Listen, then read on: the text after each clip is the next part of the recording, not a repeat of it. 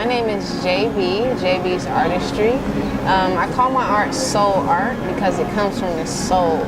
And right now I am considered a master artist simply because the art comes from the soul. So what I mean by that is, what? You can look at me. Okay. So what I mean by soul art is the fact that, example, they always ask how the Egyptians built the pyramids, right? And how they were able to draw things and things of that nature. Well, I found out just by being an artist that it comes to you. It comes through you as you're drawing. So while I'm drawing, I can see the lines as I draw. Now, granted, sometimes I have to step back and look at it, but it's like the line is already there before I even draw it. And so that's how my soul art works. And then you have custom art and things like that too, but soul art is the best type of art.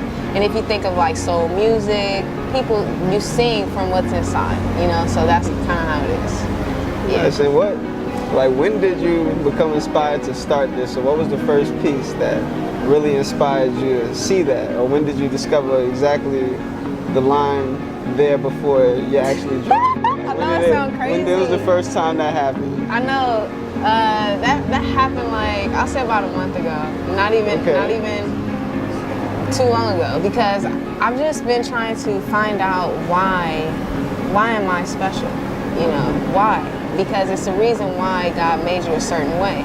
You know, I can't explain the thing that I just told you. I can only tell you what I see when I'm looking at the canvas.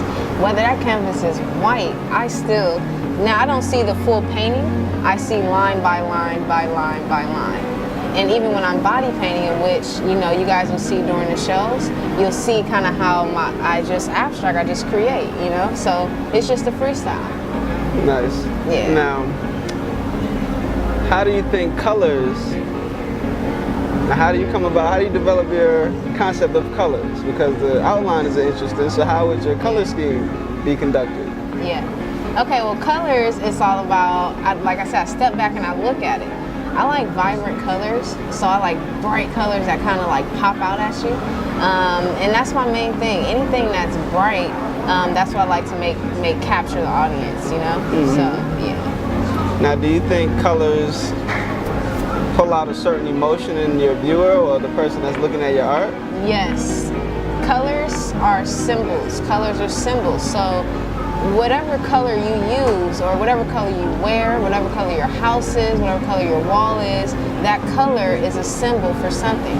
An example would be the color red is a color of passion, a color of love. So if I have the color red in my bedroom, that means that I'm exerting love and passion, and I want to inherit love and passion. So a lot of times when I paint, I do go off of what I feel. So if you see the blue color, you'll see that I'm in my tranquility mode, my meditation mode, my whole peaceful mode, because blue is like the peaceful spiritual color. So every color has its own entity, yes. All right. Yes. So how do you combine the two now? And what message do you think is important when you combine what? Color, and as far as the message that you want to get across through your artwork? Yeah. When you combine those two, what do you want the viewer to take from it? Do you want them to have an experience, or do you want them to learn a specific lesson, or what is your mode of teaching in a sense? Like, what do you choose to teach through your art is the question I'm asking. Yeah, well, the main thing is I like consciousness. So anything related to you growing within yourself. So that's the main thing I feel like that life is. Life is the journey of oneself.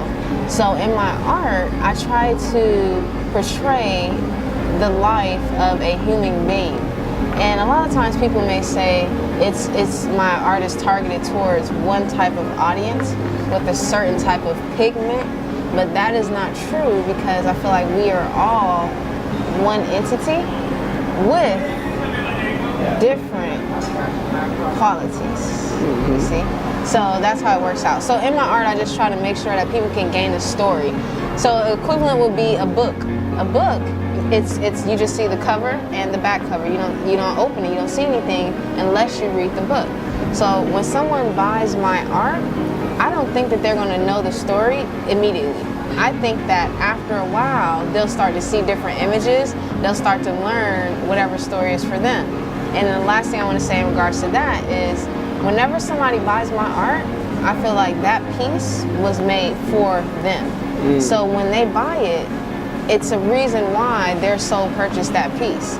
So whatever perception it gives them, then that's what it is to them. What it is to the artist is just about 50%, but what it is to you is the other main part. So yes, that's it. Pretty good, pretty good. What is the focus of the pieces that you created for Moving Arts? Yoga. Sure. Yes, yoga. So moving art, yoga is what I'm focusing on because I realized that the people who like to purchase art are artists. Now, when I say artists, I mean people who sing, who dance, who play the guitar, people who do poetry. So all of those people are considered artists.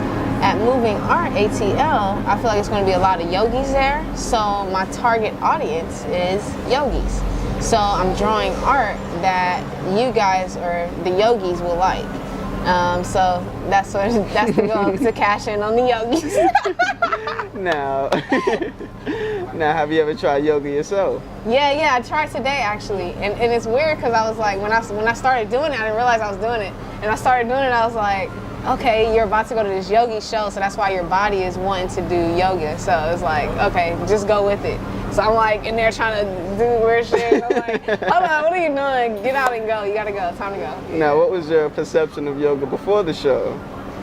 Before the show, yoga is like a sport to me. I didn't before actually doing it, I didn't realize that it can bring like meditation and peace, and it feels good. It's like stretching, you know?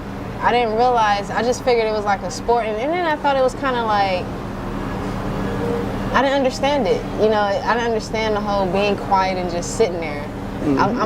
I'm always on the go, so when I walk by you and I see you on the street sitting down just like this, it's kind of like, what are you doing, you know? Yeah. So, but the fact that I got to experience it, and there's so many spectrums of yoga, so my thing is this, and this is a little bizarre, but I like the whole time travel thing, right?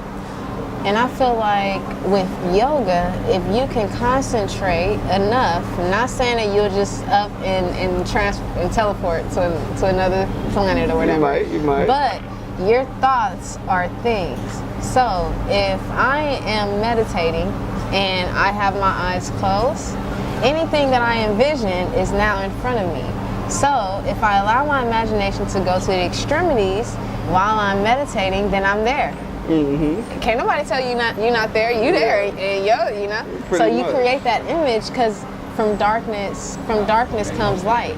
So if your eyes are closed, you know, you can kind of see it. I don't know. That's how it works. Well, one quote that I created myself that, you know, it pretty much reflects on what you just said is, once you realize that your memories are as tangible as your imagination, your experiences are limitless. Yeah.